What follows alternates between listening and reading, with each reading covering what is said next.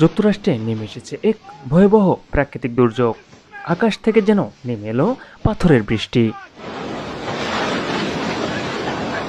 মার্কিন যুক্তরাষ্ট্রের দক্ষিণ ও মধ্যাঞ্চলে সম্প্রতি আঘাত এনেছে ভয়ঙ্কর শিলাবৃষ্টি।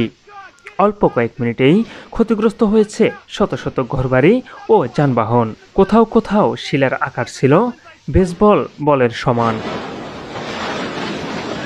ন্যাশনাল ওয়েদার সার্ভিস জানিয়েছে, টেক্সাস, ওকলাহোমা ও ক্যানসাস অঙ্গরাজ্যে সবচেয়ে বেশি ক্ষয়ক্ষতি হয়েছে। হাজারো মানুষ বিদ্যুৎ বিচ্ছিন্ন অবস্থায় রয়েছে। স্থানীয় প্রশাসন মানুষকে ঘরের ভেতরে থাকতে এবং ভ্রমণ এড়িয়ে চলার পরামর্শ দিয়েছে। প্রকৃতির এই রুদ্ররূপ আবারও মনে করিয়ে দিল, প্রযুক্তির যুগেও মানুষ প্রকৃতির সামনে এখনো কতটা অসহায়। যদিও এই ভিডিওটির সত্যতা এখনো পাওয়া যায়নি, এটি কে বানিয়েছে বা এআই তৈরি তা এখনো নিশ্চিত নয়।